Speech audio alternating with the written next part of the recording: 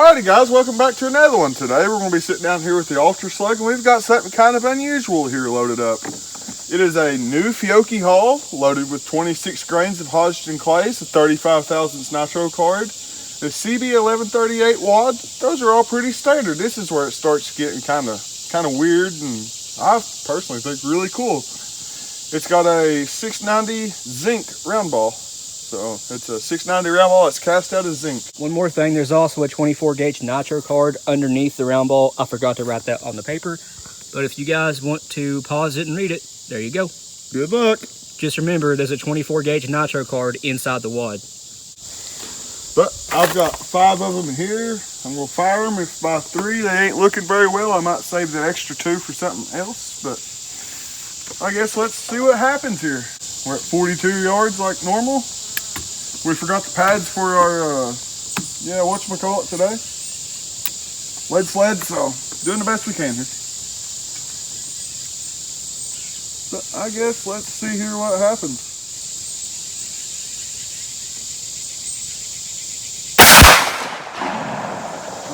About an inch above point of aim. It read 850, that ain't right.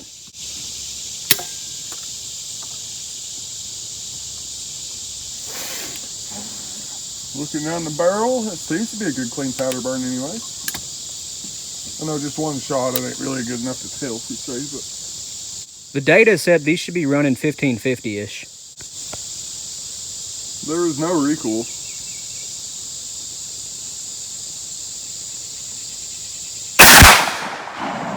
$17.53. That's only 200 FPS higher than the data said.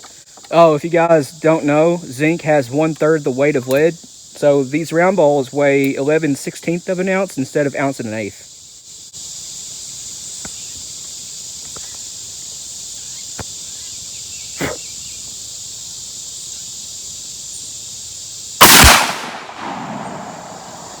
Two in the same hole. 1700, and yep, 2 in the same hole. This thing's leaking Professor Pugh.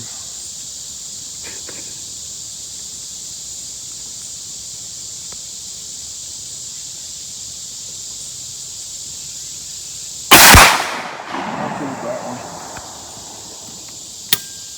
one? Waiting on a trigger break. Yeah, that gun's got a heavy trigger, but so far those 3 or 4 are really good. Yeah, I'm hoping I can take my time to tighten it back up. 1661.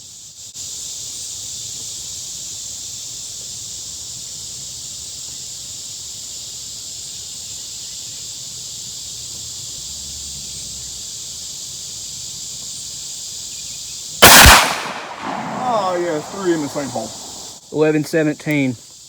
Velocity is inconsistent. The data said it was supposed to be around 1550. So, it's probably just a chronograph.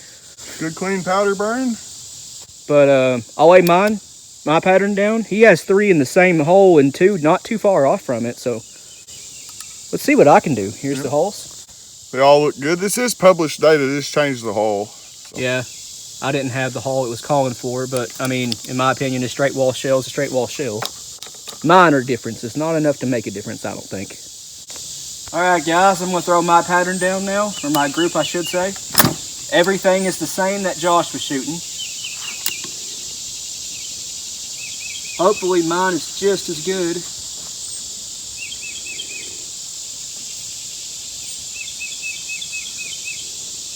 Needs to come down just a little bit. Remember, when you pull the trigger, jerk it hard. Like, try to pull it through the back of the trigger guard. So, try to yank the gun through me. Yes, the harder you pull the trigger, the faster the shell runs. Gotcha. Makes sense to me. Yeah. Logic. Didn't go off. Well, sorry, you got to pull the trigger, not the trigger guard. We were just messing around, guys. I am. Oh.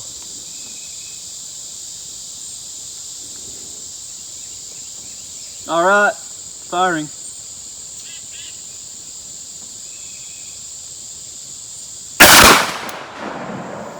They had a pretty decent muzzle flash.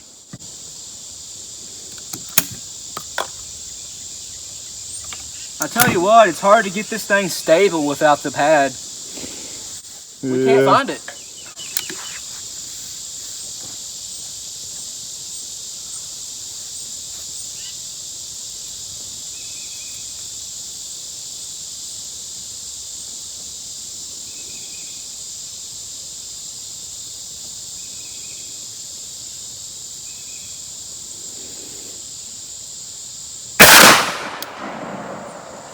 That almost hit bullseye.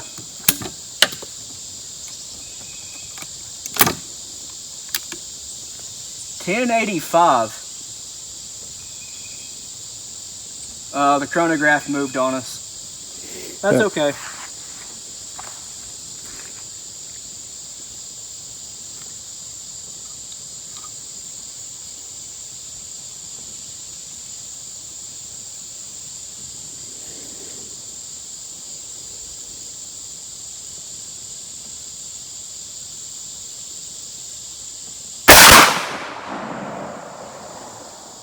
Two in the same hole? It's looking identical to mine. Yeah. Just put the rest through that hole. So far, you can hunt with these. Yeah. I'm sure they're carrying plenty enough energy. Yeah. At the end of this video, I'll calculate the muzzle energy.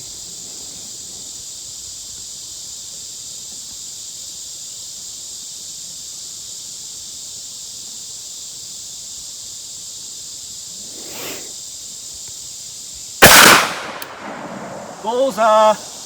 Heck yeah. And it's just an inch apart from the two that are touching.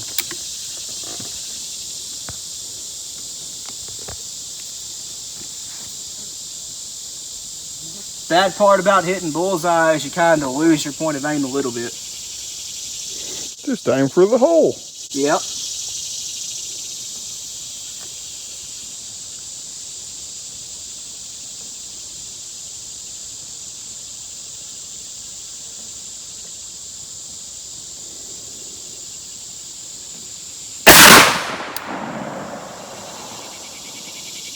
All right, I got four in a really good group and one about an inch above it.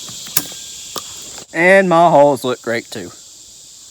I just want to start off by saying that I'm not the most accurate person, and not having the padding for the lead sled definitely affects accuracy. But we've got 5 right here. As you can see, there is 1, 2, 3, 4. This is the one in video I commented about that I felt I pulled it as soon as I pulled the trigger. And there's 5. These are actually pretty good. 3 about through the same hole, and 1, let's see, 3 inches away from it. And he, like he said, he pulled that one. Here's my group. I got 2 in the same hole, right there. 1 2 inches away, and 1 4 inches away. And that one up there went high. And like Josh said, we aren't dealing with the most stable setup today. We cannot find the pad that comes with the lead sled. It's just got misplaced. Yeah, I'm sure it's at my house somewhere.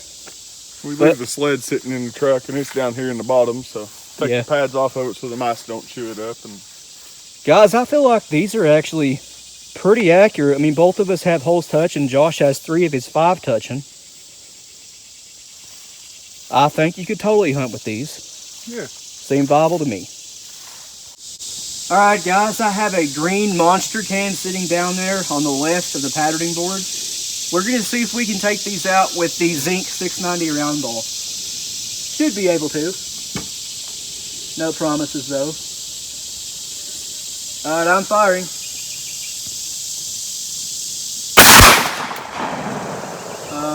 I did not take it out. Huh. Oh well, let's see if Josh can get it. alrighty guys, I've got a monster can out there on the right. Good old Fiesta watermelon. See if we can't smack on that watermelon a little bit.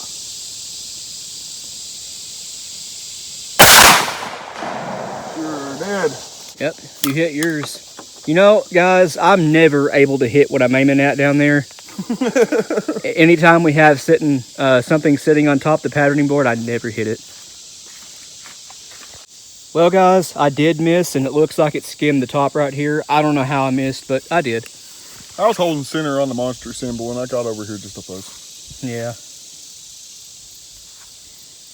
Big hole. Bigger exit hole. So these Zinc 690 round balls weigh about 300 grains.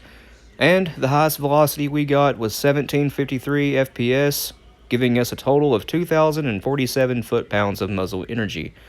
Normally, you would see a lot higher muzzle energy out of a 12-gauge slug or round ball, but again, these weigh about 300 grains, which is really light for 12-gauge. Eventually, we would like to shoot these into ballistics gel, but right now, we just can't afford it. So, for not having the most stable setup today, we had some pretty decent accuracy. Josh had 3 touching, I had 2 touching. And that tells me right there, this load, or the Zinc 690 round balls, really have some potential to be really accurate. Funny thing is, the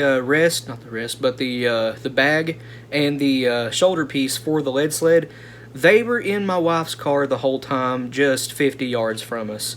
We just didn't realize it. We did find a few of the CB1138 wads laying on the ground, and they were missing a pedal or two, so you could probably use a little bit more sturdy wad and probably tighten the groups up quite a bit. That is a question for a future video though. We will be doing more 690 Zinc round balls in the future, just give us a little bit of time. I think next time we'll use the Claybuster slug wad, which is a little bit tougher than the CB1138, and they have a little bit more capacity. By that, I meant the Claybuster CB1138, if you feel and look down inside the, there's no way you can see this on camera, but inside the shot cup, you'll notice that each pedal has a rib right in the middle of it. The slug wad does not have that. We do have some of those slug wads. I got one right here. Yep, these are from Claybuster. They do not have the ribs on the pedals. So, again, slugs fit in these better. So having the bag and the shoulder rest on the lead sled will give us a more stable setup, and maybe using the slug wad will provide better accuracy. We'll have to see in a future video. But for now, that'll do it for us. Please like and subscribe. We always appreciate that. If you have any questions or comments, leave them in the comment section below and we'll get back to you. If you want to, go check out our Patreon. It's as low as $1 a month and you guys get early access to content. A link to that, as well as our Instagram and RoundBall accounts, will be in the description below. But other than that, you guys take it easy, and we'll see you in the next one.